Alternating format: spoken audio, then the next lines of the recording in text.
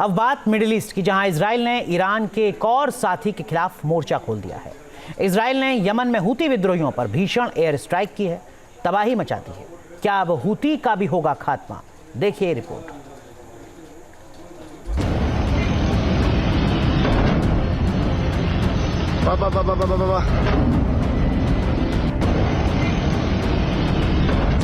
Gaza में Hamas को कुचला,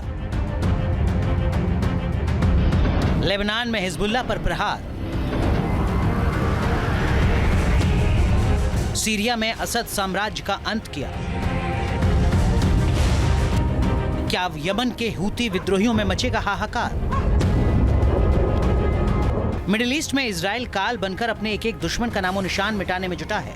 ईरान के एक एक साथी को चुन चुन कर तबाह कर रहा है। इजराइल ने अब यमन में हूती विद्रोहियों के खिलाफ एक्शन शुरू कर दिया है। यमन की राजधानी सना में भीषण एयर स्ट्राइक की है। आईडीएफ के मुताबिक इजरायली सेना ने हूती विद्रोहियों के ठिकाने पर 2 बड़े हवाई हमले किए हैं। पहला हमला होदे इदाह रास ईसा और सालिफ बंदरगाह पर किया गया। हमले में 8 टगबोट नष्ट हो गई, जबकि दूसरा हमला राजधानी सना में 2 बिजली घरों पर किया गया। ऑपरेशन में 14 फाइटर जेट, ईंधन भरने वाले और जासूसी विमान शामिल थे। कुल 5 टारगेट पर बमबारी की गई।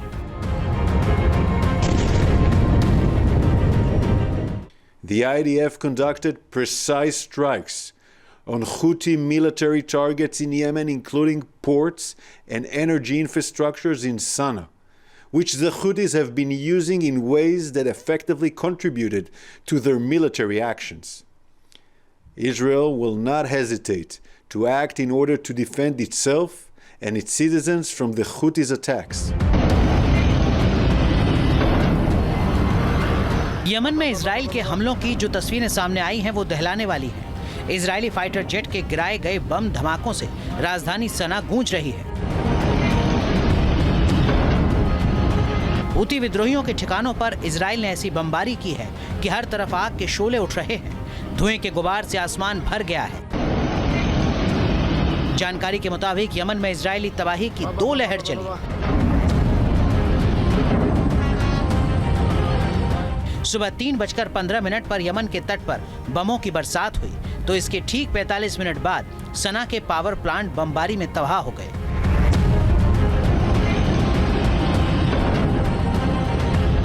आईडीएफ के मुताबिक इजराइल ने यह हमला हूती के बैलिस्टिक मिसाइल के हमले के जवाब में दिया।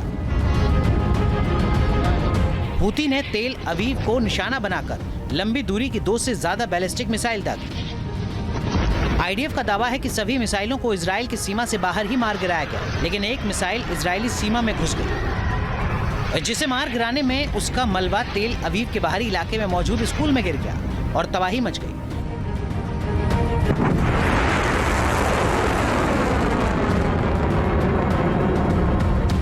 हूती की मिसाइल के तेल अवीव में घुसने का वीडियो भी सामने आया है, जिसमें सायरन की आवाज सुनाई दे रही है। मिसाइल गिरने के बाद उसके मलबे से कई कारों को नुकसान हुआ है। हालांकि किसी के हताहत होने की खबर नहीं है। हमास के साथ जंग शुरू होने के बाद से ही हूती विद्रोही इजराइल पर मिसाइल हमले कर रहे हैं। आईडीएफ का दावा है कि 1 साल में हूती विद्रोहियों ने इजराइल पर 200 से ज्यादा मिसाइल और 170 ड्रोन दागे हैं, जिन्हें इजराइल में घुसने से पहले ही मार गिराया। इजराइल यमन के हूती आतंकियों के विरुद्ध भी बड़ी कार्रवाइयां अब कंडक्ट कर रहा है, और ये जो इजराइल के द्वारा मिलिट्री एक्शन जो एयर ऑपरेशन कंडक्ट किया गया है, इसकी तैयारियां इजराइल पिछले कई हफ्तों से कर रहा था। वहीं हूती आतंकियों ने इजराइल को भी निशाना बनाते हुए एक मिसाइल दागी, जिसका कि जो निशाना सेंट्रल इजराइल था, लेकिन इजराइल के जो एयर डिफेंस सिस्टम के द्वारा इस हूती के द्वारा दागी गई जो मिसाइल थी उसको आउटर एयर स्पेस में ही इजराइल के नेस्तनाबूद कर दिया गया। हूती विद्रोहियों ने 1 साल से लाल सागर और अदन की खाड़ी में आतंक मचाया हुआ है।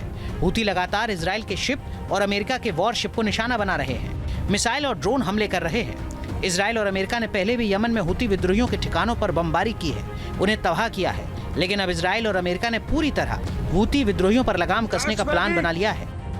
जानकारों का मानना है कि इजराइल का प्लान ईरान को कमजोर करना है। गाजा, सीरिया और लेबनान में ईरान के मंसूबे फेल करने के बाद अब इजराइल हूती विद्रोहियों का खात्मा करना चाहता है ताकि ईरान के एक्सिस ऑफ रेजिस्टेंस का मजबूत किला नेस्तनाबूद हो जाए और ईरान पर लगाम लग सके। अमेरिका ने भी हूती विद्रोहियों के खिलाफ लाल सागर में अपना एयरक्राफ्ट कैरियर शिप भेज दिया है, जिसके साथ डिस्ट्रॉयर शिप और घातक F-18 फाइटर जेट का बेड़ा है। माना जा रहा है कि इजराइल ने अभी सिर्फ हमलों का ट्रेलर दिखाया है। जिस तरह इजराइल ने एयर स्ट्राइक करके गाजा, लेबनान और सीरिया में तबाही मचाई है, यमन में भी इसी तरह बर्बादी का मंजर अब दिख सकता है। Team news nation. News nation अब व्हाट्सएप पर खबरों के ताजा अपडेट के लिए न्यूज नेशन के इस QR कोड को स्कैन करें।